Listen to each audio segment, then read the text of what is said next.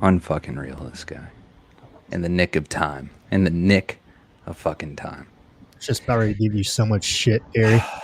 So much shit, and it would have been well deserved. But Would've been. instead, I always deserve it. Where's Andy? he's around. Fuck, Tuesday behind the tree.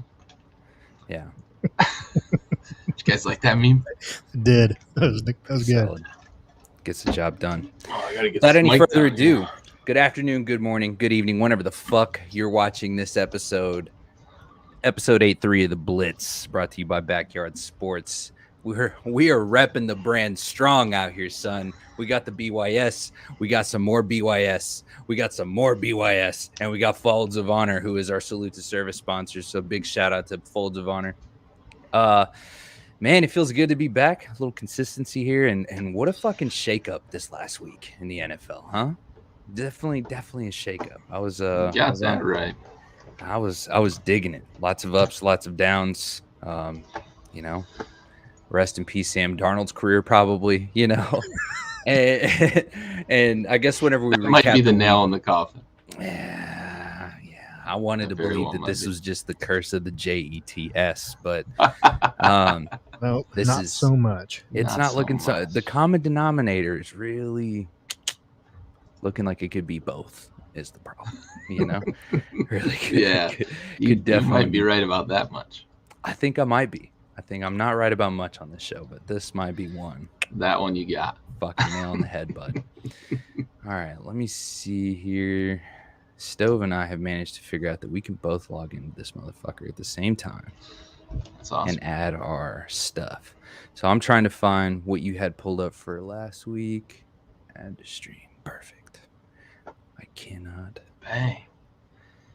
There we go. Yeah. Okay, so let's start off with last week's shit while we're waiting on Andy to grace us with his presence. Broncos, Browns, and this ended up being a lot closer than I think any of us expected it to be. I'm also hearing word that there's talk about a $30 million contract heading Baker's way. So, we had kind of been on the fence about he may not even get a deal. And instead now that's switched to 30 million. So Look, when we talked about it, I mentioned, right, it's going to depend on whether he chases the money or if he knows he can be successful, right? If he left Cleveland, he's probably in line for a $40 million contract because that's the going rate right now, right? Dak signed it. Patty got 50.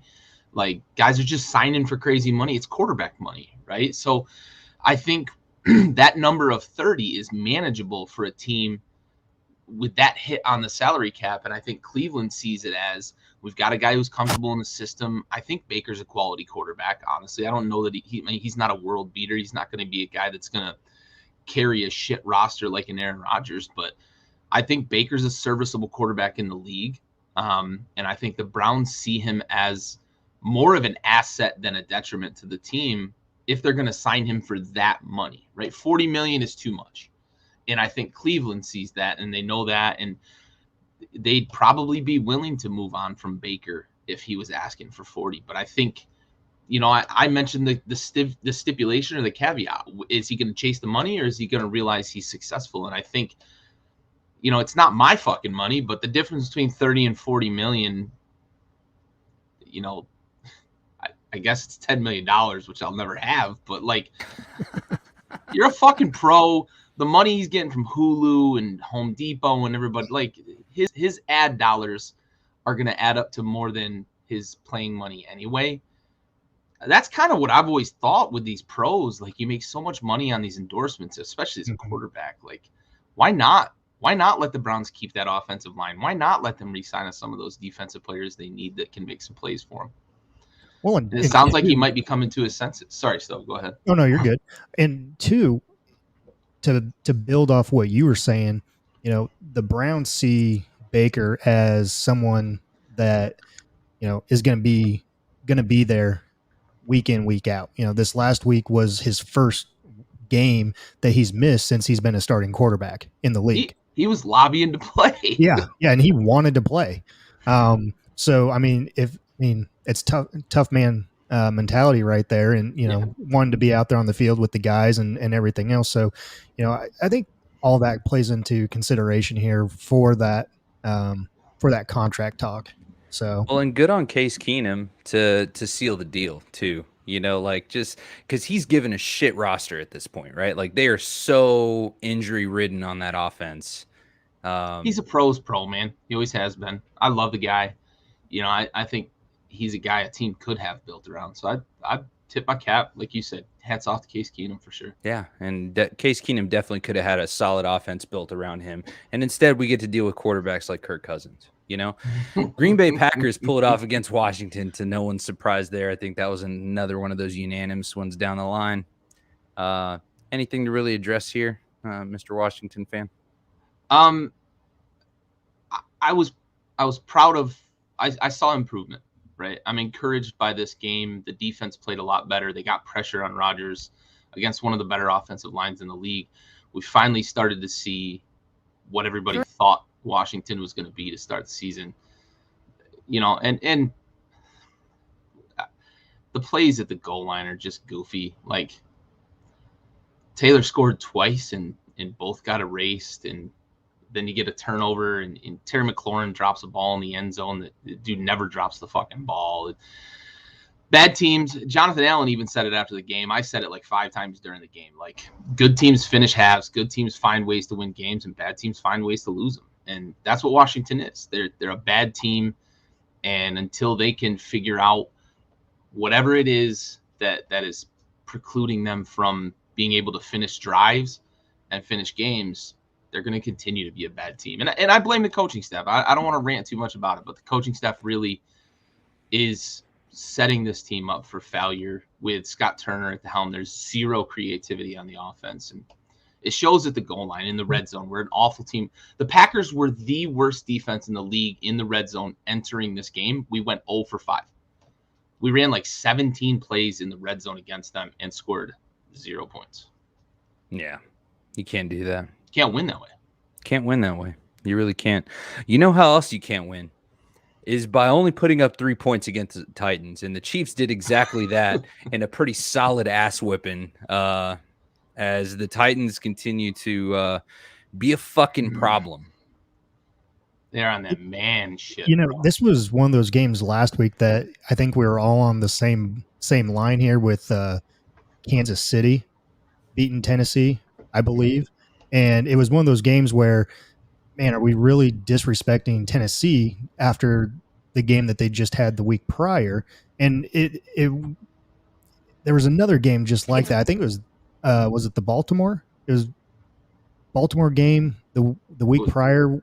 Whoever they were playing, we picked the other team, and it was just like, man, did we just disrespect them that much that they just said fuck you? And that's what we got here. We all picked the Chiefs.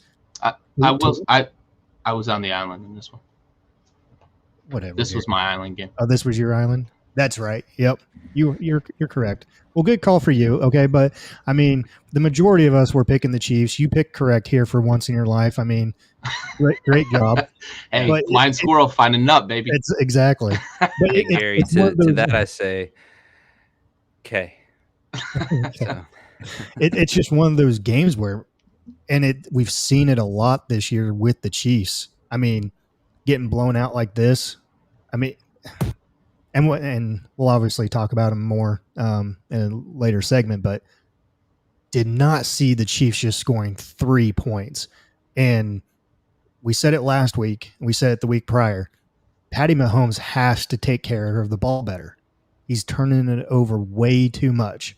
I think a lot of it is him thinking that, they need to score X amount of points in order to just be able to put themselves in a position to win a ball game. And he's forcing things. He's forcing the issue a lot, just trying to do way too much with it. And it's causing them turnovers, and, it's hurting them badly in a worst possible way. And they're 3-4 right now. The Kansas City Chiefs are 3-4. I mean, if everyone looked at the beginning of the season and asked, where do you see the Chiefs? 6-1, 7-0, 5-2, maybe. Yeah, 5-2, maybe. Maybe. And your only losses that I think you would put up there for them were the Ravens and the Chiefs here, and the Titans. I think Yep. those would be your only two losses that you would give them at the beginning of the season if you were to go 7 weeks in. But to sit here at 3-4, you've been to the Super Bowl the past 2 years. You've won one, and you're 3-4 right now, and you basically have the same players. So yeah, that's trouble. I mean, and we'll get into Andy Reid here later on in this episode, but yeah, I mean, they could definitely be. That's true, Brennan. Don't call him Patty. His mom hates that. His mom hates it. What if we call him Irish Patty? Is that better? Maybe. Just asking for a friend. Falcons Dolphins 30-28, and this Suckfest kind of turned into a little shootout. Not bad. I like how they just cited that Matt Ryan fell asleep during Game 6 of the NLCS. That's pretty solid reference there. Falcons get the field goal at the end of top Miami. So I don't know. I don't think that's a later segment, but Tua, I mean, any opinions there? Any reason to believe? Is there a shimmer? In this game? I mean, was there a shimmer? There's times when you see the guy make some like he's always been accurate, right? And there's never a question about that. Like he doesn't stretch the field. He's never going to stretch the field. And he doesn't throw with a lot of anticipation. Like a Joe Burrow, people knock him for his arm strength, but he makes up for that with throwing with anticipation and knowing where to hit his guys in stride to make big plays, right? He makes playmakers make plays. Tua doesn't really do that. Jalen Waddle is a guy that can make some plays, but it's constantly bubble screen with Waddle.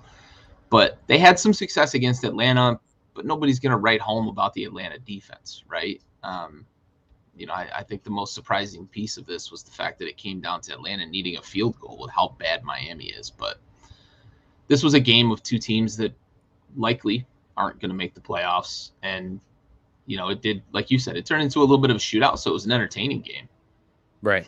And to endure further suckfest, the Jets get their asses handed to them by the Patriots, 54-13.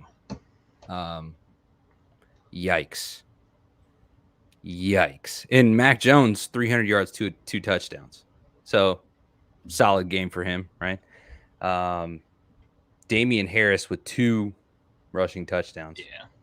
I think that's the biggest difference for them. If they can run the ball, Mac can play off that play action. And he's starting to get comfortable in this offense, and they are starting to open the playbook a little bit. They don't have a lot of playmakers there, yeah, but they are starting to open the playbook. And I think we're seeing a similar trajectory, or at least a similar handling by this coaching staff that they had with Tom Brady. We talked about it 4 or 5 weeks ago that was the expectation. This defense, the Patriots defense has been underwhelming this year, but I think the offense has given us basically what we expect against a bad Jets defense. They got off a little bit. Damian Harris really asserted himself, but 50 points, don't get used to it, Pats fans. Yeah. And not getting used to things like Sam Darnold should not get used to the starting quarterback position as the Panthers fall to the Giants 25-3, about 12 minutes left in the game. Darnold gets benched. Yeah, dude. As he should to the freaking this is trouble Giants in Carolina. Times. Come on, bro. Like, I have no words for this one. I really don't. I mean, I wrote it on Facebook. Like, Carolina went from the surprise team of the league. Mm-hmm. My hand is off. 3-0. I moved my camera and I'm trying to figure out where everything needs to go. But from that to this, like 20 point blowout loss to the fucking Giants. Mm-hmm. Like, this isn't the 80s fucking Bill Parcells Giants. Like, come on, guys. Carolina's not going anywhere. They're going to be drafting a quarterback next year. Well, that was the other thing I was going to say too. So at 3:30, they bench Darnold, and within an hour, the Athletic reports that Carolina has engaged in conversations about trading for Deshaun Watson. So already now we're back into this fucking soup sandwich of a situation of who wants to deal with this radioactive but probably great quarterback. Yeah. So, and now the Falcons, or I'm sorry, the Falcons, the Carolina Panthers have now entered the chat. So interesting. I'm curious to see how this goes in, but either way, Look, that feels like a ready-made roster for a good quarterback, though. Sure. Right? Absolutely. And if McCaffrey can get healthy too, like that's a big factor. He never stays healthy, so you almost can't even count on him. But yeah, they need the to defense bank. is pretty solid. They've got some decent wide receivers. If they had a good quarterback, that roster feels ready-made to compete. That's to be a playoff contender. Yeah. Right there. Yeah. More so than the Dolphins. And here's my thing with the whole Watson debacle. It's not college here. That's putting it lightly. Yeah, I know. And I'll keep it short, but it's not college. If you play him, you're not going to lose the games that he played in. Yeah. So why not take a chance at him and get to the playoffs? Yeah.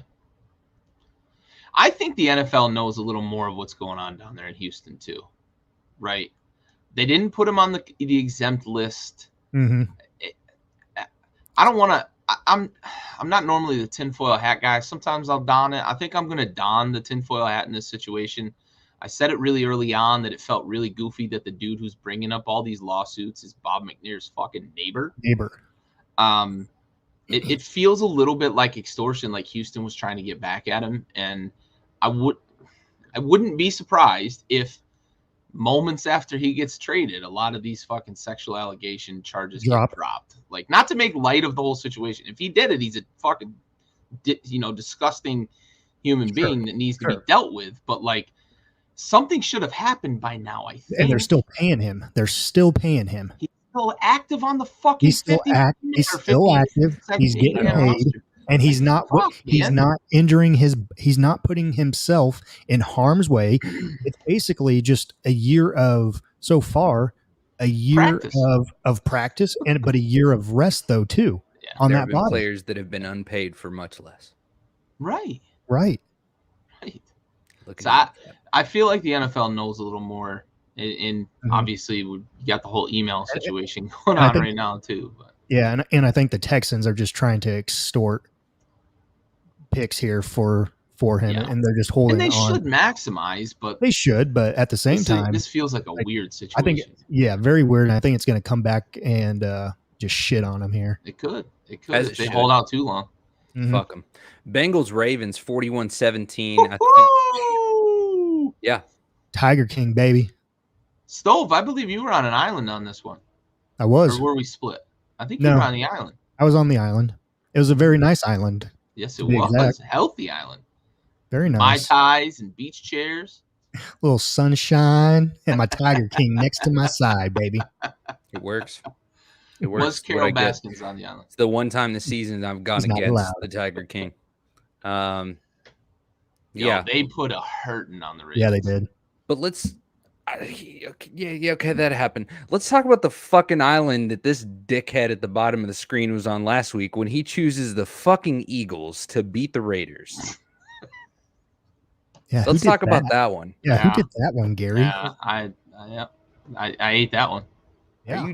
Are you done being a shithead now? Because I'm done hearing that. The Eagles came out and proved how bad of a team they are. Garbage.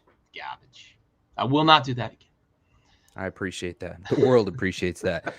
Look, Andy's not on yet. He's hopping on shortly, but fucking perfect. We're just getting ready to talk about your team. About Jared Goff. You talking about me? We're talking about your team. Now we are. Now we're talking about you. Fucking looking good, dude. Andy Flint in the house. Stud. Absolute fucking unit, this man. I have to agree.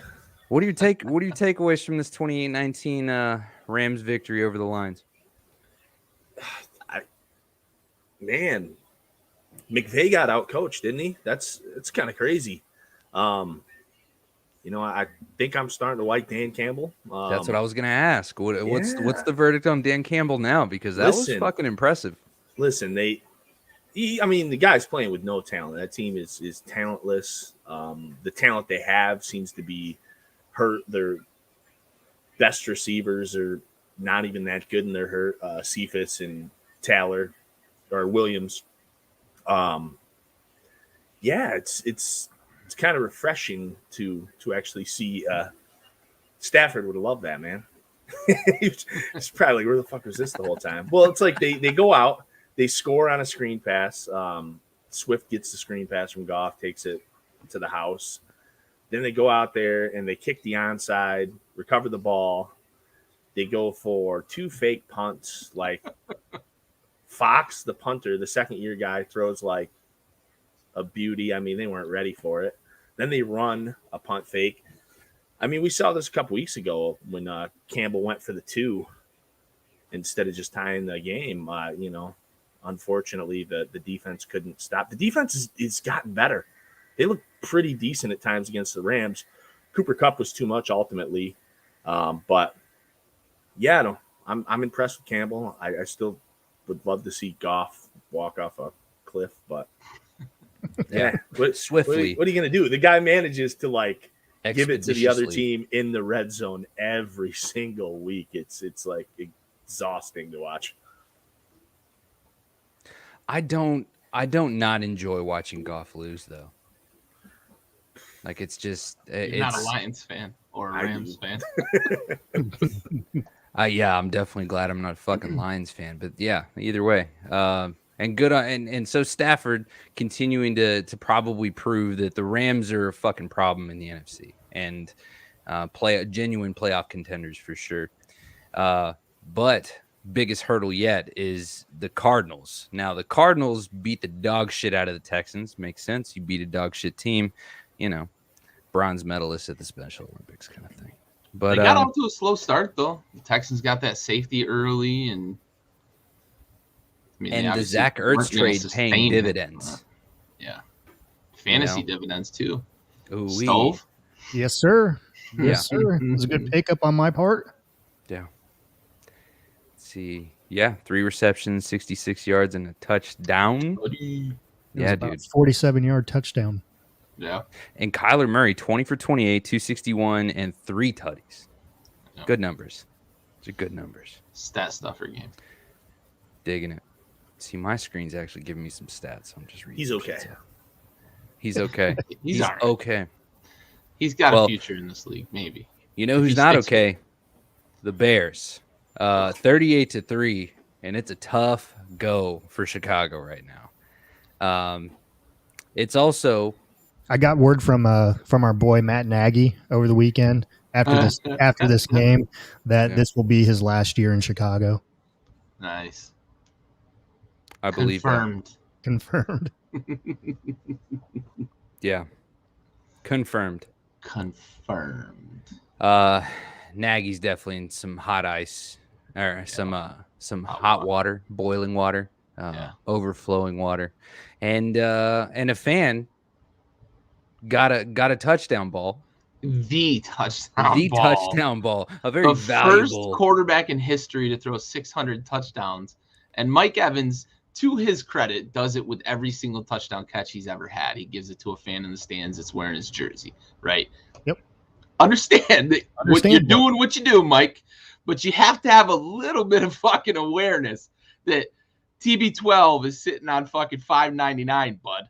Like that ball doesn't go to a fan in the stands. And to the Bucs' credit, they went and got it and gave the guy a bunch of shit. They paid very little for it. They paid very little for it. I know. They gave him 1 Bitcoin. You couldn't give him 2. Yeah, 1 Bitcoin. Like, come on now.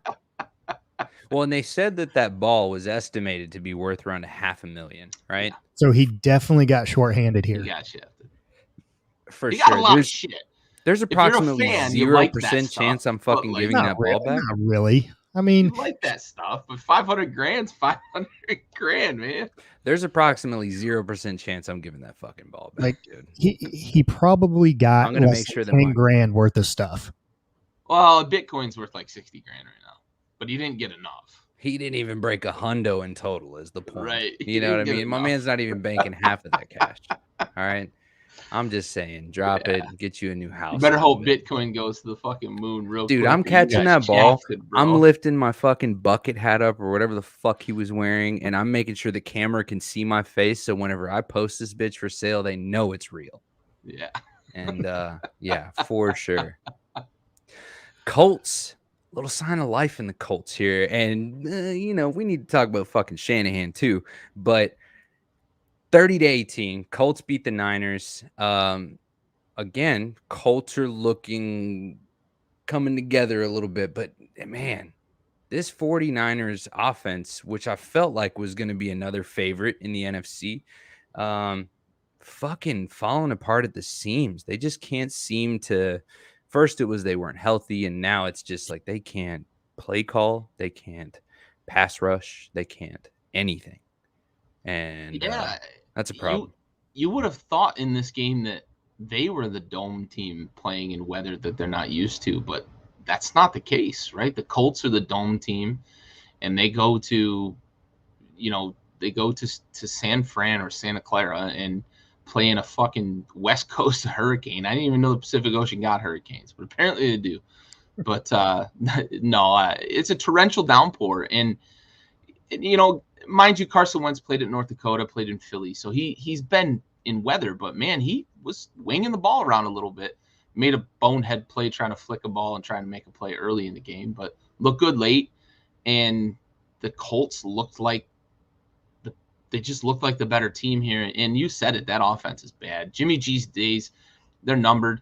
Once Trey Lance is healthy, I think they're going to turn the keys over, and it's going to be his team going forward, because I think they see now this season might be a lost season for them, and it's time to get ready for next year.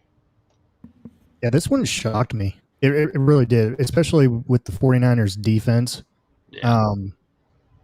I did not see the Colts putting up 30 against them. Yeah. And San Fran only putting up 18.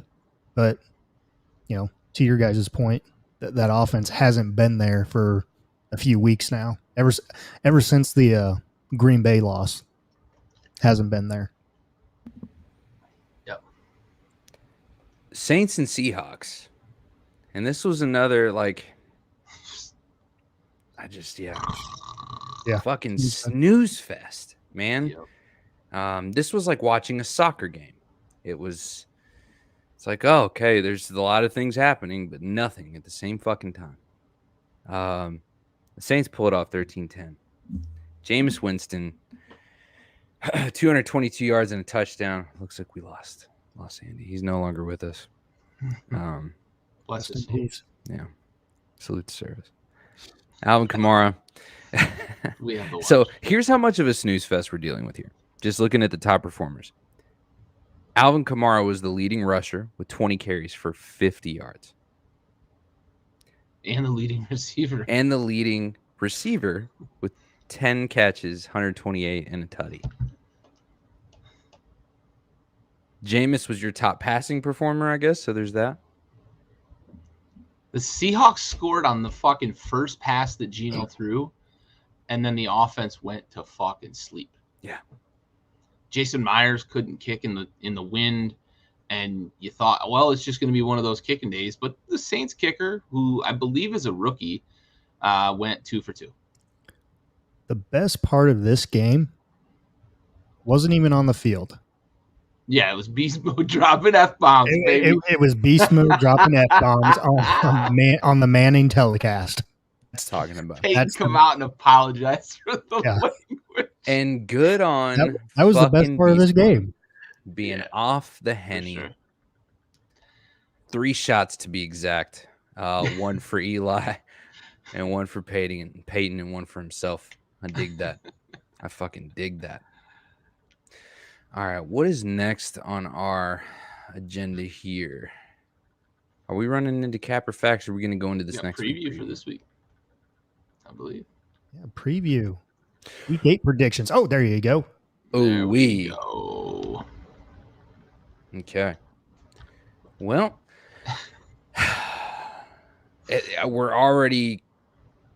we've got an island. We do. First one. What do you have to say for yourself, still? Yeah, I want an explanation. You're gonna go. So you're taking video game versus Aaron Rodgers here, huh? I'm going Aaron Rodgers. Devontae Adams might not play though. Right, that was the deciding factor for me. Was Devontae? No, that was my big thing. If Devontae Adams plays, I reserve the right to change my pick. No, you I don't, just- you waffler. without Devontae Adams, I don't think they can. I don't think they do. They compete with many teams. To be honest, he's such a difference maker for them. I'm fucking doubling Don. It's Oh, look, fucking. I like the pick by Stove. I like the confidence in it, but without Devontae Adams, I'm out. Okay. Cool. Fair enough. I'll be Well, 1-0 after that game. So, all right. Well, Andy was there with us, and maybe he'll decide to grace us with his fucking presence. Everybody here was unanimous for the unfortunate shit show that's going to be ensuing in Carolina. Oh, Christ. Look, I'm if done. there's anything to watch in that game, it's Kyle Or not. Pitts. Like, About the only Kyle thing. Pitts, Yeah. Kyle He's Pitts. gotten better ever since the New England or ever since the England game. He's gotten better. Yep. He's making good on all of that pre-draft hype. Oh, shit. There we go. Okay. Tennessee. Does anybody at okay? All right. Well, all right. So they don't have that much team for us to get on board the Indy train yet. Not against Tennessee. Not against Tennessee. Fair enough. God King bless Henry's that. out here fucking throwing touchdowns, man. God bless that defense. Buffalo were unanimous across the board there. Everyone's buying in on the Tiger King, especially against that Jets fucking clown shoes organization. Pittsburgh Steelers. Andy's on the island there. Andy's on an island here, and unfortunately, he's not here to defend his position, and that's unfortunate. I think factors in that are probably that Pittsburgh defense and the running game. If they can control the clock with Najee Harris, they probably give themselves a chance. Keenum's he's gonna be careful with the ball. They're gonna be very patient on offense, as we saw them against Denver as well.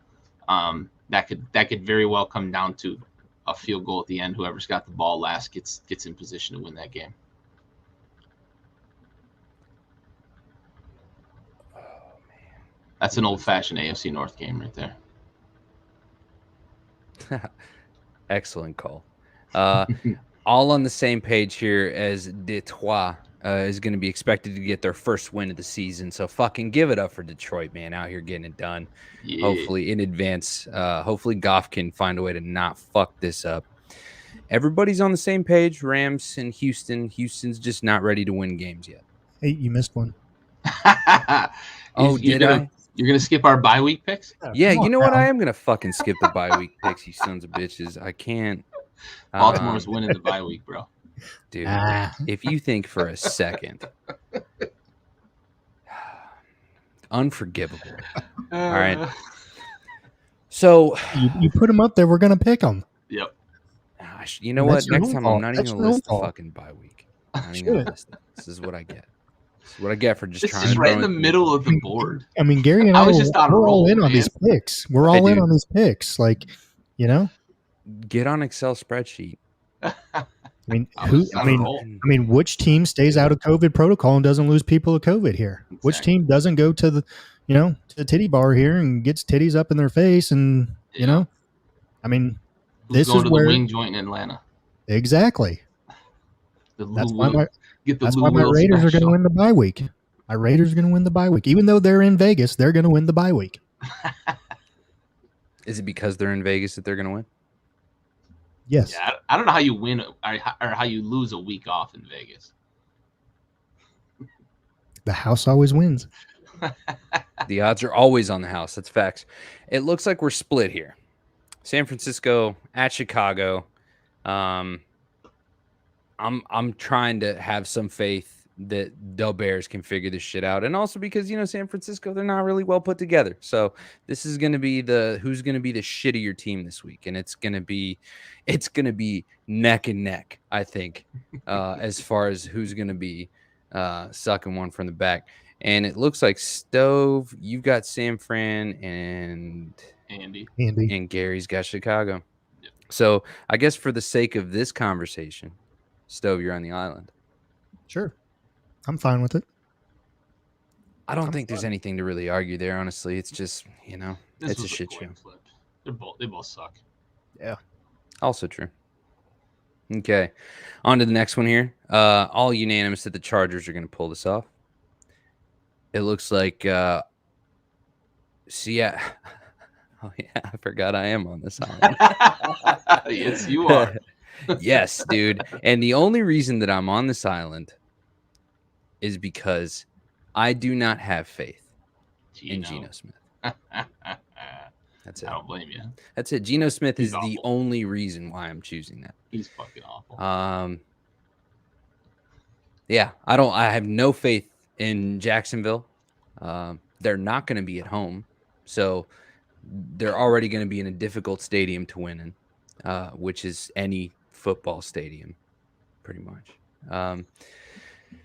So I have very little justification for this island. I just feel like if I'm looking at Trevor Lawrence versus Geno Smith, I'm going to pick Trevor. So Tampa looks like across the board here that they're going to take the Saints. Ye have little faith in famous Jameis. They have little faith in famous Jameis. Well, and then we see some arguing on the sideline too. That was interesting little interaction there between those two. I appreciate the passion from Jameis, but it's always like in bad taste. I feel like. Yeah, he's eating W's. Eating W's. It's one of the cringiest things I've He's seen. Fucking just cringy. God. He went to Florida State. I mean, what more can you expect? If you looked up socially awkward in the fucking dictionary, there's a picture of him with a bag of crab legs. Facts. Jesus. Oh, man. Home of the Florida man. Yeah. So, all of us here, including Gary, for Washington. I like that. I almost wasn't, but that Denver offense is so bad. That was the deciding factor for me. This is going to be like a fucking 4-3 fucking final. It's going to be a baseball game, dude.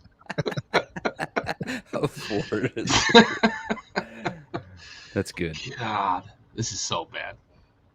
So, real quick, before we get to the main event here, I just want to say we're all on the same page that the Chiefs are still going to manage to at least beat Daniel Jones. I fucking hope so. I heard so too. If they don't, man, they might as well just fold up shop. Yeah, agreed. And I really wish that Andy was here for this next part. I already wrote the script for this next part. Oh, are you saying that you were prepared for this conversation? Is that maybe? Yeah, I figured. Well, because he's on an island, folks. So can you grab that image and put it back up real quick? There we go. I can't find it now. There it is. Okay. All right. So for those of you guys that are trying to get some context here, looking at the Dallas game, it's been for years now. I've had to listen to this constant defense of Kirk Cousins. And now when Dallas Cowboys are playoff hopeful, they're in the top 10 power rankings every week now at this point. Deservedly so.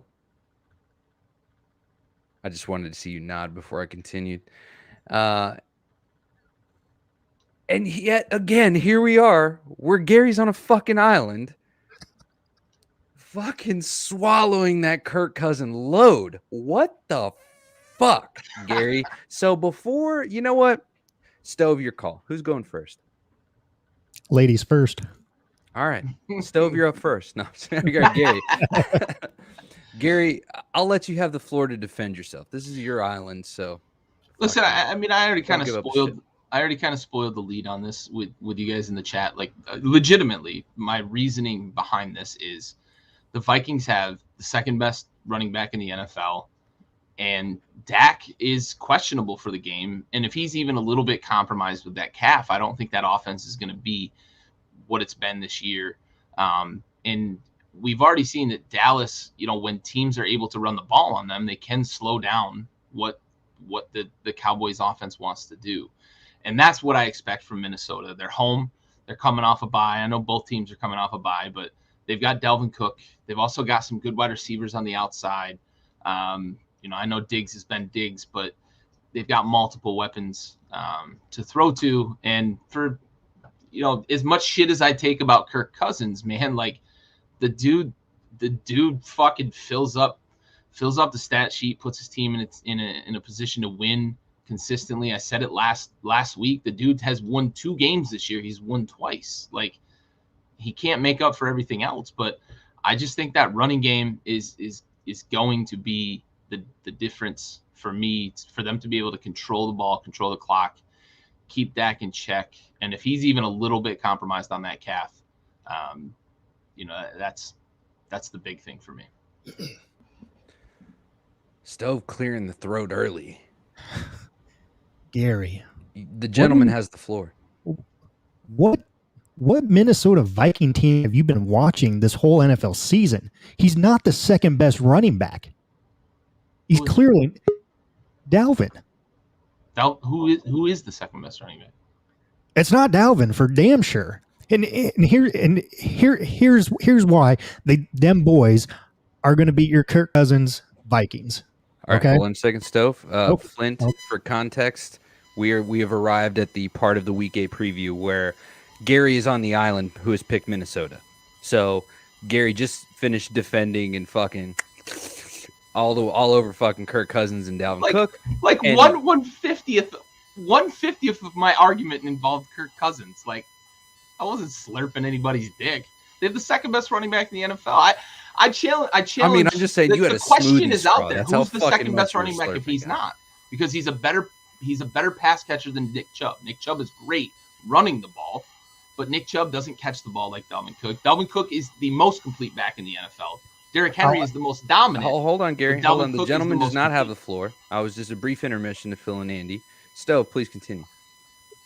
He's not the second best running back.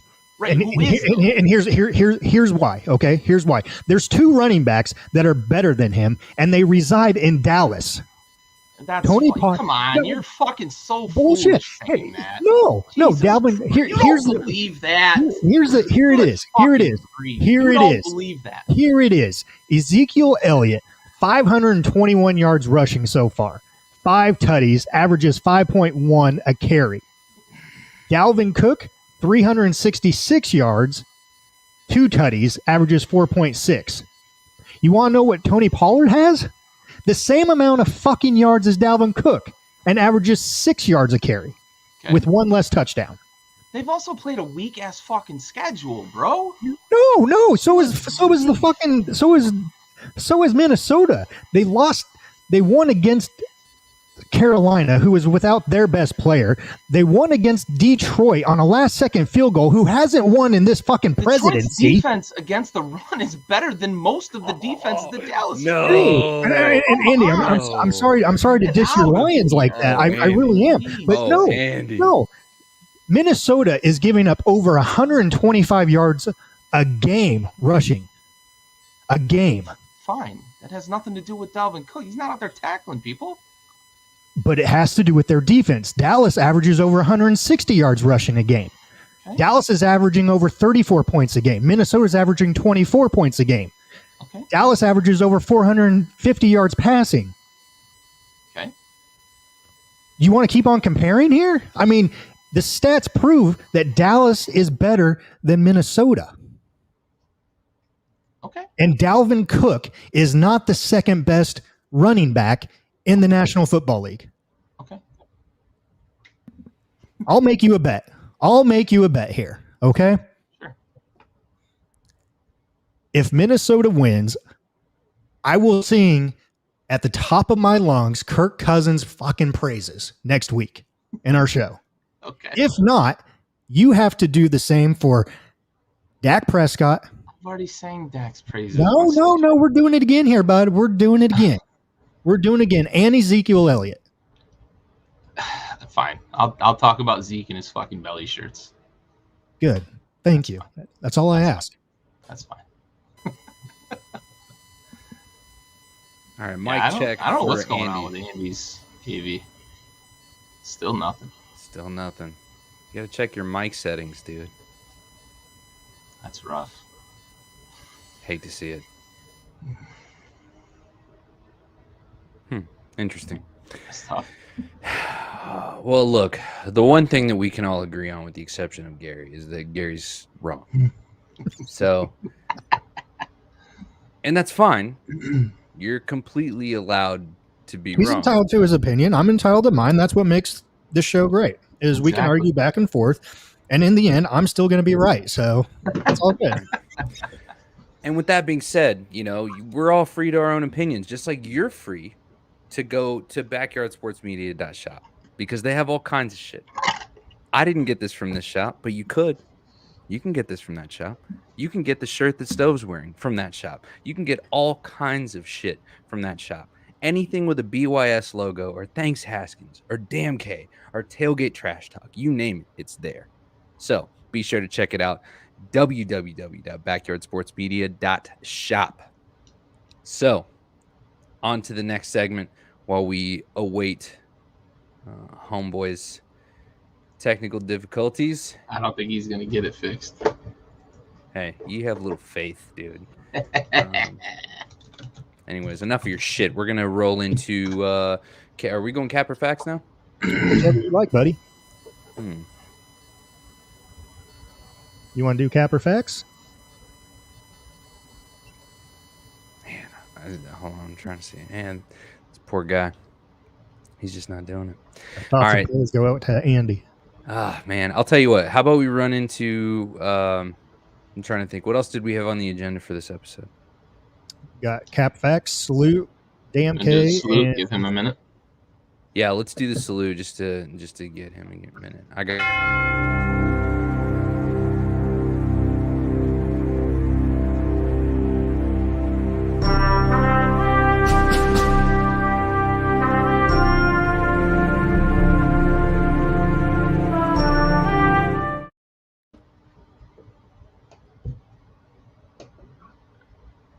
Big shout out to Folds of Honor for being a sponsor of this podcast, and we thank them for sponsoring this segment. And our salute to service, 83 episodes straight we've dedicated to fallen service members, and this episode 83 is going to be dedicated to Army Master Sergeant Joshua Wheeler, who passed away October 22nd, 2015, serving during Operation Inherent Resolve.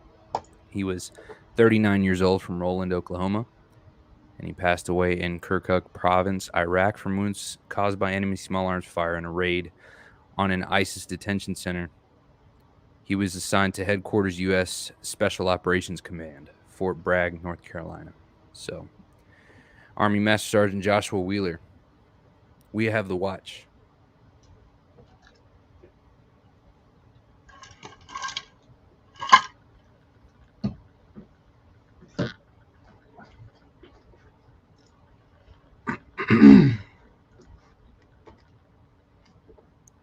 Well, hopefully we can get Andy back eventually. Twould be nice. would be. I feel like I haven't heard his voice in a long time. Hello. You're looking for. All right, so we're coming up on 50 minutes here, so I'm going to jump right into Capper Facts, and then we'll try to continue on. So, anyways, Capper Facts, let's hit it.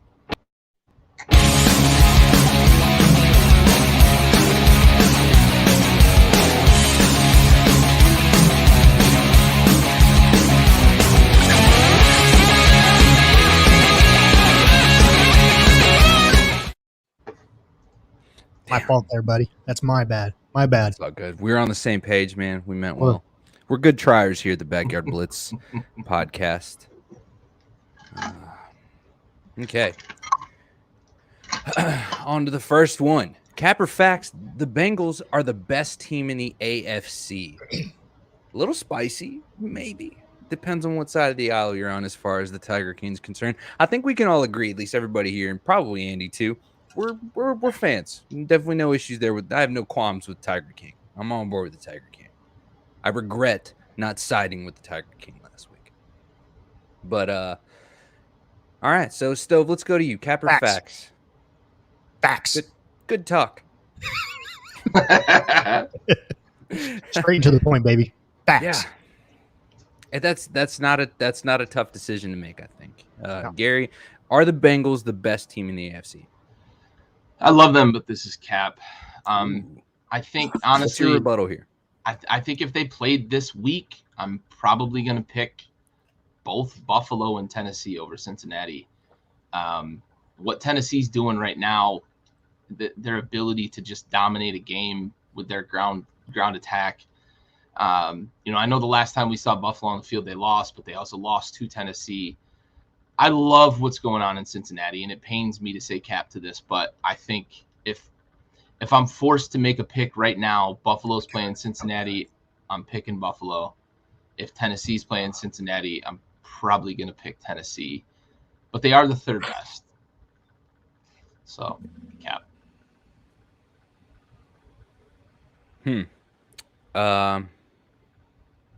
Yeah.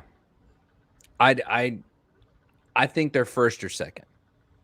I don't think that the Titans altogether are capable of beating the Bengals, like collectively. Mic check. Andy? Hi. Oh! Yeah! Just in time for the first Cap facts, too. Bro, it wasn't even the mic that was not working at first. It was my headphones. Yeah, we heard you when you first were on. Right. You couldn't hear Right. us. So I changed the jack. And then when I got out again, it was the camera that wasn't my computer. I don't. One of them nights. I moved some shit and it's like All is good. we got this kitten, man, and I think she was behind. I don't know I don't know. All right. Fucking All right, proceed Andy. on for So- the next 30 seconds until I get booted again. All right, so I'm saying Cap, and only because I believe still that Buffalo is capable of beating Cincinnati. Now, Andy, great to see you. Great to hear you. It's been a while since I've heard your voice. And that's no cap. Bengals are the best team in the AFC. Cap or facts? Cap. Ooh. Okay, so who's It's your easy cap. okay? I'm with you with Buffalo still, obviously. I think a healthy Cleveland is still better than Cincinnati too. I literally no doubt in my mind of that. And I mean that's all I have to say about that. A healthy Cleveland is a devastating Cleveland for sure. I mean, there's other players too. Tennessee looks really good. They're kind of hitting their stride. The wide receivers are starting to do something, which in turn is bringing out the passing game. Henry's obviously Henry. So I'm nothing against the Bengals. I think they probably are top 5 for sure. But wow, the top best 5. I had him 2. Gary had him top 3. Stove had him 1. So you're going down to 5 even in the AFC. Yeah, you guys are. Stove is especially smoking something or another. I mean, Right off top, dude. Coming off swinging. 1. Come on, 1. I can't see it. Okay. I think All right. Buffalo would dominate them. Love some Tiger King. It's okay to Listen, live. I like Burrow. I'm a Don't fan. ever do I do. And liking a shit franchise myself, I like to see a shit franchise do well. But I just Got to give I him don't props know. for not having an outdoor or an indoor facility. Yeah. come 2 months from now, I hope I'm wrong. I mean, that would be great. I'd love to see the underdog, but I don't know, man. On to the next one here. Andy Reid is on the hot seat. Stove, let's go to you first. Cap or facts? I'm going to go Cap for right now. Cap for right now. It will be on the hot seat though if he continues to lose and lose in the fashion that they have been losing so far this year. I'd say if he loses 3 more games in the fashion that he has, then yes. But as of right now, Cap. Coming off strong with Cap. I was honestly surprised by that. Gary? I mean, most every seat that big motherfucker sits in gets hot, right? That man is insulated. I'm Cap on this. I think it's too soon, right? Like, I know there's been some talk this week that a lot of people are saying, like, the Chiefs may not be, well, maybe not a lot of people, but I've heard some people saying like the Chiefs may not be able to get out of this rut with Andy Reid at the helm because he's a very stubborn in his approach type of coach. He's very innovative, very creative, but also very stubborn in his approach, which could lead to the fact that the Chiefs never get out of this rut as long as he's at the helm. But right now it's Cap. They won a Super Bowl, so I think he's built some equity. I think if this losing streak continues through the end of the season, especially if they lose double-digit games this year, there might be some talk there in Kansas City that seat starts to warm up, though. So it's got to go basically towards the end of the season before we see any kind of potential heat getting into that seat. I think so. I also think that there's still 10 games left in the season, right? We've got 17 this year. 10 games left. They could get hot and rail off 8 out of 10. And that's that's what I keep banking on. Win the division for that Chiefs. I think team. A lot of people are just waiting for that, and we may not see it. Shoot a drop. Yeah. And the thing that worries me is I haven't seen much this season that leads me to believe that that's even going to happen. And that's I think the book is written right now on this iteration of the Chiefs. Like until they evolve offensively, teams are going to continue to play deep, 2 safeties. Let him have the underneath shit because they know Patty won't take it. Right. And he gets himself in trouble. As Stove said when we talked about the Chiefs game, he's got to take care of the ball, and he doesn't do that. He's not patient. Andy Reid's not patient. Andy Reid's still calling those 4 verts with fucking Hill and Pringle and Hardman and Kelsey. And you can't run that against that cover 2, that shell defense that teams. The Chargers started it. The Bucks proved it in the Super Bowl last year. You can't do that against that defense. And until they evolve, it's going to be hard sledding. Andy, I'm going to go to you with the follow-up. How good would that Chiefs team be if they had a strong running back? A McCaffrey, a fucking Derrick Henry. They wouldn't use him. Yeah, I don't know if that makes a ton of difference just because the need is defense. Right? I mean, they need for sure. Defense. However, I'm Cap on this just because with so much good that has been done and so much respect that Andy Reid gets in this league, and rightfully so. I think that it's going to take more. Even if they put together just a bad season and don't make the playoffs, I still would say is C-top going into next season. Now, if this were to continue into next season, then we'll be talking about something for sure. But again, like Gary was pointing out too, and Raul, you said something about it. I think we're all just still waiting for the Chiefs to go on like a 5-game win streak. Yeah. I listen. All you got to do is get into the playoffs, right? And when you have that offense, and you have Patrick Mahomes, and you have Andy Reid, things like that, these weapons, nobody wants to really play you. Even a team that beats you up, like Tennessee, they don't want to see the Chiefs in the first round. I mean, nobody does. So we'll see. I mean, it's looking grim right now. That defense is very unfixable. So Cap across the board, and just a quick little random update here. Cage Titans, who is going to be hosting Connor Matthews' next fight November 6th. For those of you guys that are familiar with Connor Matthews, good friend, family member of the Backyard Sports Media team. Love to have him. Former combat controller in the Air Force, and he's currently an undefeated professional MMA fighter. Anyway, so Cage Titan posts on their Instagram today calling out Dana White specifically and asking everyone to comment Dana White to get their attention on this man. Fucking pay the man. Pay this man. Make the call, Uncle Dana. All right? This is not fucking CTE or this man is the truth. Okay? Yeah, I ain't saying shit to Dana. He got mafia ties. I love you, Dana. Hell yeah. Cap. Chiefs will miss the playoffs. What a great segue. And so for that, you have to assume at least there's a chance that Irish Patty, sorry, Miss Brenda, if you're watching this, Irish Patty goes on this little fucking Hail Mary 5-game streak to get them in contention. So I'm gonna stay on the wagon because I did waffle in the beginning and saying that the dynasty was over. And I said that that's not true anymore. And I'm going to fucking stay there. I'm going to say that this is cap. They are not going to miss the playoffs. That's where I'm at with it. I'm going to fucking double down. Okay. Stove, cap or facts? Are the Chiefs missing the playoffs? Facts. PG safe route. Nothing else to see there. Gary? This one was so hard for me. You're spineless, so you're going to say facts, and that's fine.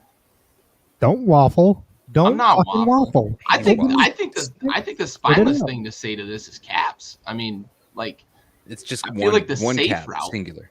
The safe route is to cap this, though, right? Like, oh, they're gonna get hot, they're gonna make the playoffs. Like, You're waffling. no, I'm going facts, and I Okay. think that's the more difficult thing to say in this because everybody expects them to just get hot. They're 3-4 and whatnot, but I think the book has been written, and I think any coach worth his fucking weight in salt is going to continue to play that defense against the Chiefs until they prove that they can change it up. Because if I'm a defensive coordinator, I know that all I've got to do is suit up like one good football player and grab 10 guys from the stands, and we can go score points on the Chiefs, right? Like, all I got to do is play deep safeties. I'm going to be soft and make Patty take the underneath stuff, and those jamokes on the offensive side of the ball. I don't care who they suit up; they're going to score some points. So, Andy, cap or facts? Chiefs are going to miss the playoffs. This is big facts. They're gonna go into the bye week probably 4-7. They have the Giants this upcoming week, and then they play like in no specific order. I think it's Green Bay. Maybe it is specific order. Green Bay, the Raiders, and then the Cowboys. And I think they lose probably those three. They probably lose 2 of those games at least. So say they come out of the bye, 5-6 or something like that. And then what do? They have some hard games. They have the Raiders again. They have to play the Bengals. They play the Chargers. They play the Packers next week. Packers, week 10, Raiders, Cowboys. Week 10, they play the Raiders. Week 11, the Cowboys. Week 12. That should be their bye. That's their bye. Not helping Week my 12, case their any. bye. Yeah. So it's not unrealistic to think that they roll in 4-7 into the bye week, and that's going to be tough. And that's why I say that saying facts to that is the safe route, because I feel like at this point the fucking odds are stacked against them. I see what Gary's saying, though. You may be right, but like I just think like everybody's expecting the Chiefs to get hot and go on this run. Maybe I'm off on that, right? Maybe not everybody believes that. No, I think you're on board with. I mean, I'm on board with it. I think a lot of people are on board and know what the Chiefs can do. They've showed us time and time again on what they can do. They can score in a hurry, but at the same time, they can also allow a score in a hurry too. Yeah. And so I think, I'm with you. I mean, I expect them to go on a run, but at the same time, like I'm thinking it's not going to happen too. So I've already said facts. I'm going to stick with it. So maybe facts is the cop out then. And before we go away on this topic, there's no way that this isn't a dynasty either. No. I have big problems with this lately. Like we referred to it at one part during the segment, and I've seen it all over the place. Like, is the dynasty in trouble? Is the dynasty over? That's not a fucking dynasty. One title is not a dynasty. One title in like 3 or 4 successful seasons. That is not a dynasty. Right. Okay. The Yankees have had dynasties, the Lakers, the Celtics, the Patriots, Steelers, even the Cowboys. This is not the a Buccaneers dynasty. might be on the brink of a dynasty with a 90-year-old quarterback. I just think that we're so to the point now, especially in like the free agency era of sports, where like 2 successful seasons with a championship, fucking dynasty. Yeah. No. But that's where maybe you're not and I'm not, but that's where the peanut gallery goes with this. And I've seen it. I've been seeing it lately, and I'm like, I like Patrick Mahomes maybe more than most people. Like that's my dude. I like the dude, but like Irish Patty. Irish Patty, baby, firing it up. Looking like Kermit the fucking Frog, not giving a shit. Yeah, dude, ketchup fucking everywhere, dude. But yeah, I even like him despite he puts ketchup on steak, and I still like him. I still ride with the dude. But that's not a dynasty. I would be closer to calling the Andy Reid Eagles without a chip a dynasty than this team. Like, man, wow, 5 straight NFC Championship games. People just fucking logged off because they hate McNabb. Exit the chat. They do hate McNabb. Hey, they ran into New England twice. Like, that's. Nah, you're right. Like dynasty's a strong term. I think people were quick to anoint them. I think people expected it to just be sustained because it was such a lightning in the bottle sort of offense, and they had a lot of success. And I think people thought it was going to be sustainable. But when you can't adjust in game, like for all of Andy Reid's mad scientist genius that everybody grants him, leniency for, like. He's a really, really, really, really bad in-game coach. And that's always been the knock on him. Same in Philly. Time management, adjustments in game. He doesn't make them. Very creative, very good players coach, very good with quarterbacks. Awful for 60 minutes on Sunday. Speaking of dynasties, how about this day in 1984, a dynasty began to flourish as Michael Jordan with his first start for the Chicago Bulls. How about that for a little day in history? And the Bulls, oddly enough, 4-0 since the 96-97 season. They did some things. They did some things. Big moves in the offseason. That DeMar DeRozan, I'm digging that. I like that shit. I mean, when. Not to go too off the rails, but when you get a really good player, a really good young player like Zach LaVine, and then you do the right things, like surround him with guys like Vucevic and Lonzo Ball and DeMar DeRozan, that is the way to do it. Too many teams in the NBA try to ride a really good young player without a supporting veteran cast, and it doesn't work. For sure. So, Capper Facts. Las Vegas has found a coach that the players will play for, therefore no coaching search is needed. I feel like the easy answer here is to say Cap, because you should definitely consider trying to find a coach. Like, you shouldn't just give up that search right away, right? Jury should definitely still be out. There's still plenty of fucking season left. Derek Carr is on a tear, man's putting up numbers, but yeah, so Andy, let's go to you before you have another fucking technical difficulty and we lose you for another 6 months. Capper Facts, does the coaching search just need to stop in Las Vegas, or do they need to still keep their ear to the ground? Yo, my guy, it's been like 10 minutes, man. Get over that shit. No, I have controllers. I have attachment issues. So, I you already said it was the cop out, but I have to go with Cap because I think that there's. You lose so much by not looking. And I think part of what's happening right now is the Gruden hangover, or not. I don't want to call it a hangover. The switch. We see this a lot of times when you have a head coaching switch in the NFL, or even like an offensive coordinator switch in the NFL. That there's a spark. There's something new. There's something different. It's weird. And, it's the Ewing effect.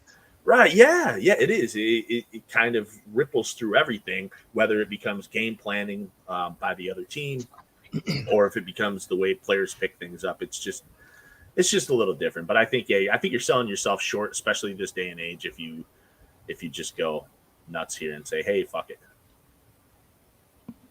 Definitely can't just, cash in on that horse. Still early. Gary? Yeah, I'm Cap on this, and I understand all the the points that were made. Good points. I'm also going to point out the fact that let's take a look at who they've beaten the last 2 weeks, right? Despite me picking Philly last week, they played Philly, and then the week before that they played Denver, right? So let's pump the brakes a little bit on like Bisaccia is going to be a fucking Super Bowl winning head coach here. There's a reason he's been in the league for 85 years and never even really sniffed a head coaching job. I hear he's a great guy. He's been a head coach or been a coach since Nam and Right. never once been offered the AC. You know, My man said 85 years. But like, I think he's a well-respected guy in the locker room. But there's a reason he hasn't been a head coach. Also, they played Denver and Philly, and let's see. You know, they got the Giants again in Week 9. They'll probably roll in that game. But then they start to get to the meat of their schedule, playing Kansas City, Cincy, Dallas. That's when we'll start to see whether this team really is responding to Bisaccia. And if we get to Week 13, Week 14, and they're 8-4, 9-3, something like that, then we can start to talk about Bisaccia being the next coming of Christ. I surely would have thought after you chose the fucking Eagles to beat the Raiders that you would think that. Anyways, Stove, is this cap or facts here? It's going to be facts. I mean, He's confident in Bisaccia. I'm confident with him. They won the first 2 games in the Bisaccia era. They're going to win this week. They're going to win that bye week. Yeah, we have to talk about that. We did. We did. I hated that so much. Oh, I missed it. Shit. They're going to come. They're going to come out of this. That shit made me Full big mad. circle. Yep. I was big man. I think it. here's where I'm really at. I am going to say facts on it. I'm keeping facts. Obviously, you're going to see how everything plays out throughout the year and see what the record is at the end.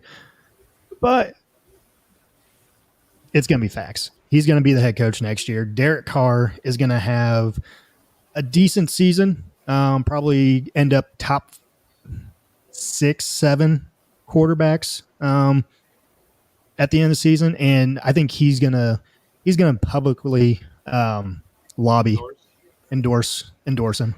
I see this turning into a Coach O situation where he's going to be put in a position where he's got a great team that's going to do well, and then they're not going to do well, and then he's no longer going to be the coach. I think that's what's going to happen to Versace.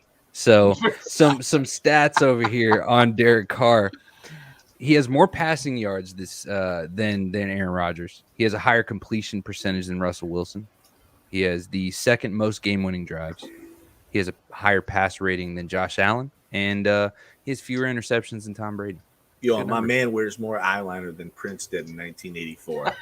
Dude.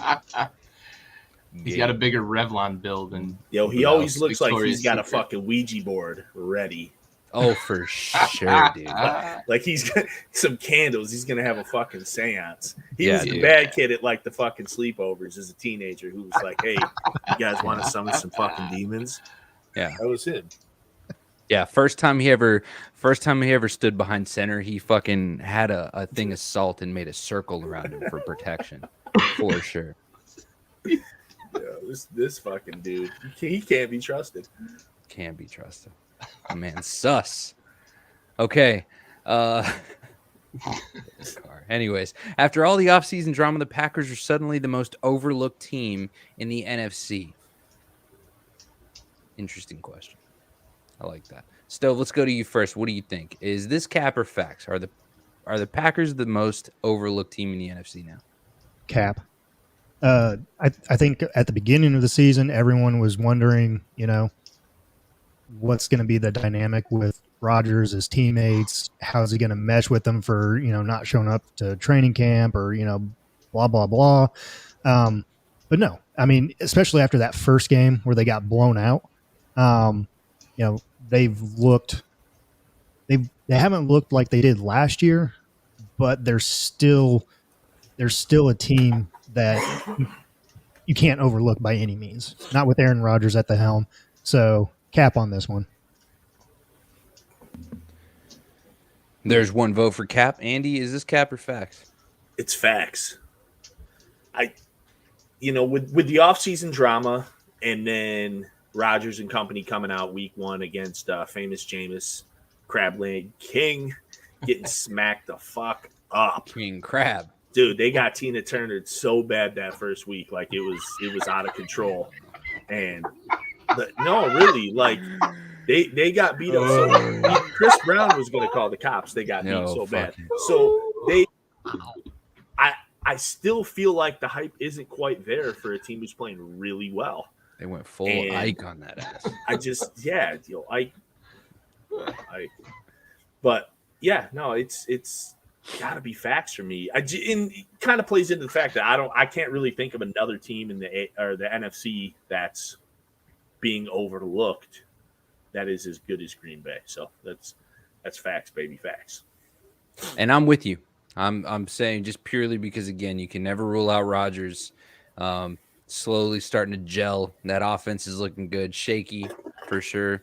Off-season drama started off a rough beginning of the season, but they're definitely coming into stride. And again, he fucking owns Chicago. So fucking owns them, son. Oh, that is one of the greatest things I've ever seen in sports history. Gary, is this cap or facts? It's facts. And I think the biggest reason is not anything with Green Bay. I think it's the fact that they're kind of doing what they do, but on top of that, like, Dallas is 5-1. They're America's team. Everybody wants to cover Dallas. The media always flocks to Dallas. The Cardinals are surprisingly 7-0, right? So there's a lot of conversation about them. Are they the best team in the league, et cetera, et cetera? And of course, Tampa with Tom, everything that's going on there, and the fact that Tom just keeps breaking records every fucking week, man. He's got like 5 tutties in every game this year. Like, get out of here. He got to 600. You know, there's just so much going on with other teams that are at the top of the NFC, right? There's like 4, maybe 5 teams you talk about in the NFC. And the Packers, I think, over the last month or so have just been the least talked about team because of what's going on with everybody else. So there you have it. All right. I think we're going to move now into some motherfucking Thanks Haskins.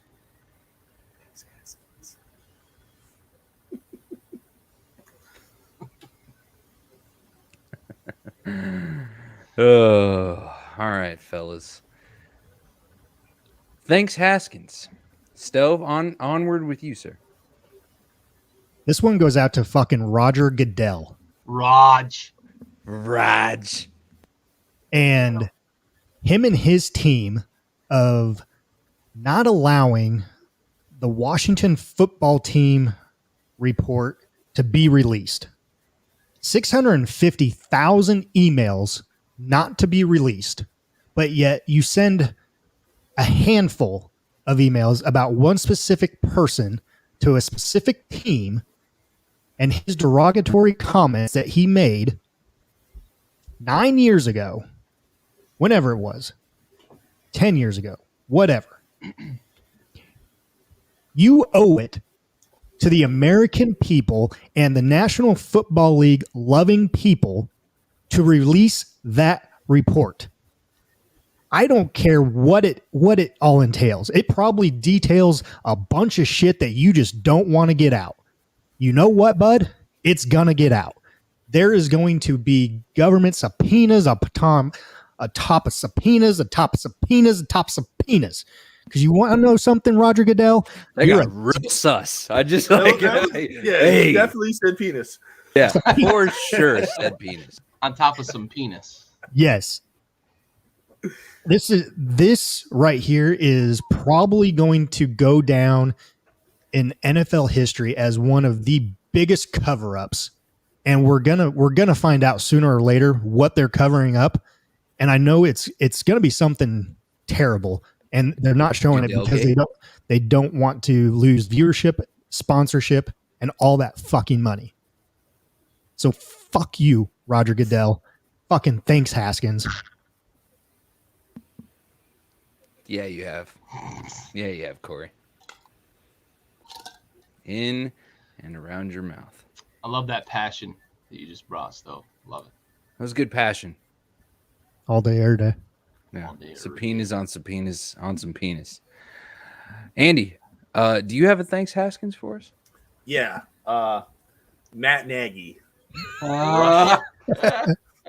Rushing, letting yourself as a head coach to a professional sports team letting yourself be bullied so badly by a fan base that you've probably ruined a young quarterback. This latest performance, 3 interceptions, just thrown to the fucking wolves. And you know what? I was probably one of those fans who was like, let's just see Justin Fields. But it didn't work, and then it didn't work, and then it didn't work, and it's still not working. And Matt Nagy's just like, him and Adam Gase are smoking the fucking crack pipe together, and they don't know what's going on. I mean, it's just dudes. These guys are stupid people. How do these stupid people get into these positions? I will never understand it. Matt Nagy, thanks Haskins. You're an idiot. I shouldn't even be mad about it. It's the Bears, but it's annoying to me. All right, we'll let that just kind of digest for a second. Gary, what's your thanks Haskins this week? I'm not nearly as passionate as Stove was this week. I'm not nearly as passionate as I am most weeks. I'm gonna make a blanket thanks Haskins here, and it's gonna involve the position that Haskins played. It's all these fucking quarterbacks that are out here making these bonehead plays. Goff does it holding the ball too long or trying to pump fake here or move the pocket there. But I saw Carson Wentz this weekend do something that I watched Patrick Mahomes do the weekend before, that I've seen a number of quarterbacks do. You're getting sacked, you're in the grasp, and you just try to flick the ball out there, right? And it ends up in the defender's hands. Like, know when a play is done. Know when a play is done and move on to the next play. Stop with all this fucking ridiculousness. You're as Andy mentioned with Nagy buying into all the fan base hype. Like, these media personnel hype these plays. Oh, he threw the ball left-handed. Oh, it was a no-look pass. Oh, he flicked the ball here and there. And they start to try to do these crazy things. Like, just know when a play is over and move on to the next play and make a play there, right? Like, stop being a fucking bonehead all the time. Thanks, Hey, sometimes just scramble out and just throw it away rather than trying to make some crazy shit happen. Get out of the pocket and throw it away. It's crazy. Yeah. All right. Well, that was easy. That was surprisingly calm. I'm very surprised, actually, that we were. Don't leave that door open. And honestly, I was surprised you didn't have some type of like fucking anti-Romo bullshit to deal with. Oh, no. Everybody else is doing that for me. Where? You live in a weird fucking world.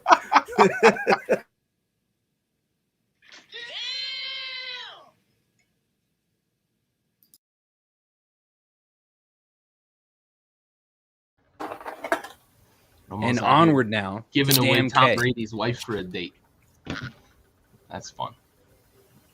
Anyway, damn K. Damn K. You know, Gary, I want you to be fucking done first, so you get to go first. Fucking slander. Oh shit! I love it. All right, my damn K moment of the week is Mr. Derrick Henry taking snaps from behind center. The old jump pass to Michael Pruitt, throwing dimes. He heard us talking about, right? The MVP award is a quarterback award. It's always It's always a quarterback award, et cetera, et cetera. He said, fuck it, I'm going to get on the action. I'm going to throw some dimes here. And threw a nice little jump pass over 2 defenders, some decent coverage on that play. It wasn't a wide open play. Made a great throw there in the back of the end zone. Damn, K. I just want to see Derrick Henry drop back for a pass. Take the snap from actually under center. Take a snap under center and fucking stiff arm whatever defender comes his way. And then throw the ball. That would be sick, and it's possible. He'd be the guy to do it. Exactly. He's the one guy that could do it. Stove, what's your damn K this week? I already alluded to it a little bit earlier in the show, but nothing on the field, totally off the field, and it's the beast Marshawn Lynch just really telling it how it is and dropping shots like no other and dropping the F-bomb on national TV. My man was literally off the Henny. It was bam, K. Man of the people. Man of the people. Man Absolutely. of the Protect this man people. at Didn't all even costs. apologize. What's even funnier is on that play that he said, "What the fuck?" Geno Smith literally said "fuck" after he took the snap, and they caught it on the mic. Geno said "fuck," and Marshawn, "What the fuck?" I love it when they catch that. Yo, Flint. Gino's gonna get that Allen Iverson treatment now. You can't even have the hot mic around him. Right. Oof. Iverson was famous on the sideline, like you couldn't put the hot mic around him because all he said was swear words. Yep. It's awesome. Yeah. Fair. It might have looked a little better than Peyton Manning too. Yeah. I can guarantee you that Derrick Henry probably slides better than Peyton Manning. It's the worst slide I've ever seen. Flint, what is your damn K this week? My damn K is, and as hard as I try not to do this, I try not to go with like the homerism stuff, but I'm giving it to Dan Campbell. Allowing his I'm shocked. offensive coordinator, his special teams, his defense to be creative, allowing them to, open up the playbook and almost, upsetting a really good fucking team. And kind of the grudge match thing with Goff and Stafford. It was a valiant effort. But I do appreciate the coaching all around, but it has to start with the head coach. I think the head coach opens all that up. You as a special teams coach, you're not just like, hey, we're going to have Fox throw a fucking ball. Watch this. Dan's going to be so pissed. So, the head coach has to sign.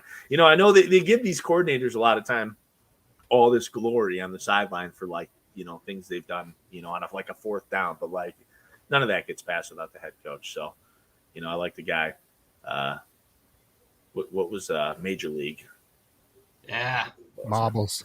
Yeah, Marbles. Marbles.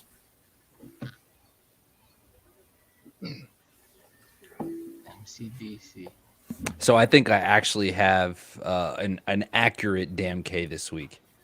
Okay. So Shocking. damn K this week is going to go to Touchdown Tommy for more than just the fact that it's number 600, right? So sure you guys saw it viral everywhere, but young kid sitting right along the fence line. He's got a sign that says, Tom helped me beat brain cancer, right? So he goes over, gives him a hat, gives him some love. And then, of course, the 600th touchdown pass gets thrown to a dumbass Mike Evans who gives the ball away. Covered this earlier in the show. Fucking whatever. Heat of the moment. He's in the game. He does what he always does, whatever. Either way, look, the kid still sold himself short, but he's going to walk away with all kinds of – actually, let me pull it up just so I can speak intelligently because I did save it for this exact moment here. He is going to get some more than one signed Tom Brady jersey, signed Mike Evans jersey, some Mike Evans game-worn cleats, signed football by Touchdown Tommy. He's got season tickets to the 21 and 22 season, so this season and next season, correct? Yes. And then the remainder of this season plus next. Right. And then $1,000 credit at the team store, and he gets a Bitcoin, which actually it was 62,000 when this picture was taken, but it's right at about 60K right now. So sold himself short, but still, fucking damn. Yeah, by about $457,000. Yeah, a little bit short. Like I said, he was maybe. Well, and that's a gamble too because we don't know. So yeah, I think it was Bleacher Report who I saw first came, firing from the hip, and they were like, that ball's going to be, it's estimated at over $500,000. Well, how the fuck do you know? I mean, I understand that the calculation is like we're basing it off of other Tom Brady footballs, but that's a 101. We really have no fucking idea, and I mean we have the smallest guesstimation. I think if I'm the fan, and I'm really a fan, and say I'm really a Brady fan, maybe that's fine because I made out with a ton of shit that I didn't walk into the stadium with. I got the season tickets. It sounded like 2 jerseys, a helmet, the Mike Evans jersey, and the cleats all signed. The $1,000 store credit, the Bitcoin, all the shit. In the season tickets alone, what's that worth for a season and a half of football for Tampa Bay with Tom Brady? probably $6,000, $8,000. Right, easy. So like, and he gets to give back Tom Brady's 600th ball. So if he's a fan, now me, motherfucker, I'm leaving booking it to right the away. Parking lot immediately. Gone. Talk to my dude. lawyer. I was saying earlier before I don't you have a hopped lawyer on, yet, but motherfucker, I'm rich I'm now. tilting the hat up so you can see, so the camera sees my face, so they know who got that ball, and then I'm fucking leaving the stadium. Yeah, And then you're gonna see it posted for sale, and it's gonna be opening bid at $450K. You know, and that's where we're gonna say, you know what I mean? Or you know. Well, fucking... Andy, you mentioned it's a 1-of-1, right? And like it's not like any other 1-of-1. It's not like there's Brady's previous 1-of-1s, you know, number 400, number 500, it's one the to break one-of-one. break Breeze's record, but like he's the first to ever throw 600 touchdowns. Yeah. Like that's a significantly different milestone than a lot of the previous ones. So that's a ball that could go to, you know, astronomical levels. Right. I mean, to put it to scale, like, you know, Matt Stafford's 32 years old and he threw his 300th touchdown on the same Sunday. So, and I think we can all agree that he's thrown quite a few touchdowns in his career. I mean, 8 seasons. Is he going to throw another? No, I mean, because it took him 12 to get there. So, like, why, you know, it's phenomenal. 600. That's going to be a really long time before that's touched. I remember when the conversation was that Stafford was going to retire with basically all of the prolific records because of the era that he was kind of on the precipice. He was the first really in this new era to be completely in this era, and that he was going to retire with all of the prolific records. But I don't think anybody planned on Tom Brady playing until he's fucking collecting Social Security. And the interesting part is, you know, okay, so Stafford's halfway there with 8 seasons to go until he reaches Brady. Right. Maybe Matt Stafford he gets close. 700 sacks. But you have guys like Herbert and Burrow, and you know, I don't know where Aaron Rodgers is on that. Aaron Rodgers probably won't reach that because he sat so long to start his career. But you got these guys now that are starting from day one. Who they might, and who knows, Brady might play till he's 45, but some of these guys may play till they're 45 too. The way, you know, nutrition goes, everyone's training and exercise, too. And we're protected. I mean, actually, one of the funniest pictures I saw from this past week was like a picture of Brady's jersey, and it was like, this guy plays football, and his jersey's the cleanest thing I've ever seen. And you know, that's oh my god, dude, he's not wrong.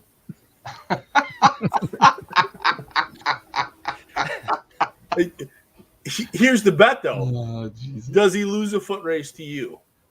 No. Yeah. That's exactly where I was going with that. We gotta go, Brett. I gotta say, bud, you've popped up on my friends you may know. All I'm saying is you're probably running a 5-minute 40. You know. Oh damn! Holy shit! Shots fired. Subpoena. That we could take that 2 ways, and I don't. Yeah. We just probably move on. Something about subpoena. Before we if we are. Oh no! I like it. Already going to hell in a handbasket. Either way, Tom Brady's a fucking vampire.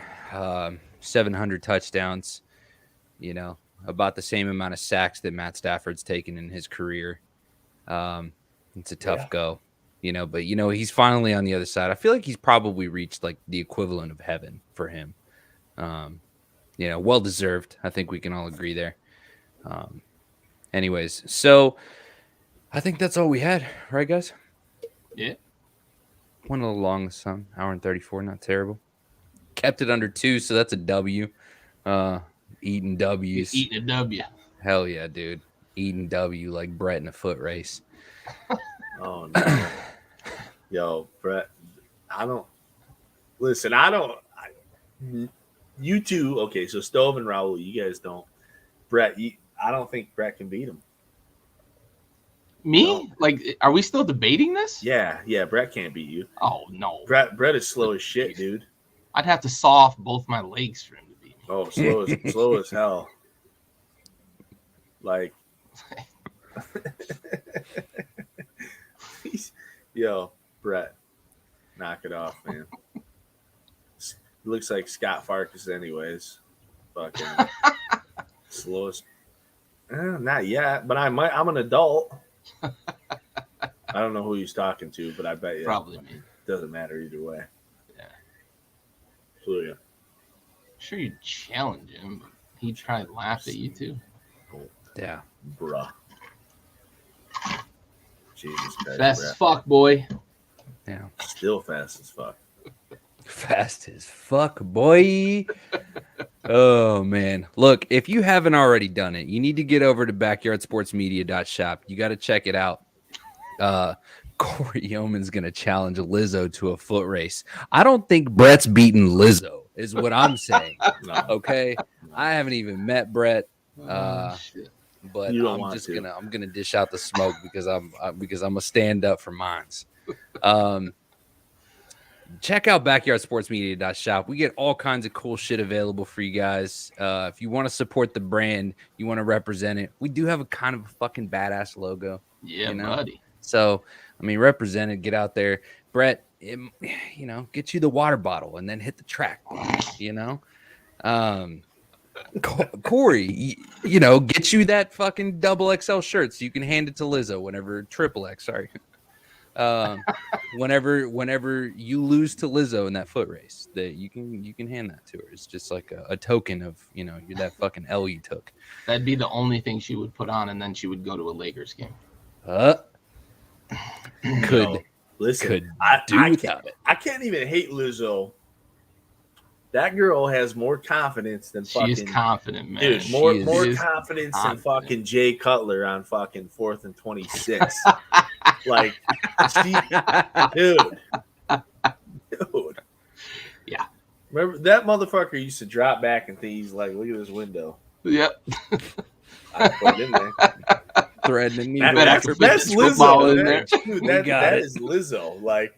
I see a donut hole. I see her in thongs and fishnets at the game courtside, and people are like, "That's gross." I'm like, "Fuck, get it, girl." She's 100% that bitch. Oh, dude, she 100%. Could you imagine partying with somebody like that? Oh my god! Holy shit! I'm down. No fucks given. I was like, I'm out. I'll party with Lizzo. Yeah, dude, I'm in. Whatever. Yeah, for sure. Fuck, man. All right. Episode 83, Backyard Blitz, brought to you by Backyard Sports. We actually have the whole gang here with us, and we appreciate all of you guys tuning in. Brett, despite all the shit talking, it's good to see you. Corey, Mr. Free Senior. Brenda was on earlier. I'm trying to see who else we missed here. Jordan Stovall was in. That's right. Okay. So, good little turnout, and I appreciate you guys watching. Be sure to tune in every Tuesday. Maybe Andy will be here. Maybe he won't. Maybe he will figure out his mic issues. Maybe he fucking won't. Maybe I'll throw the whole thing out the fucking window. There you go. Maybe. Dude, it's such a chain reaction right now that, like, I'm going to show you my keyboard is supposed to be lit up. It at some point has stopped fucking working.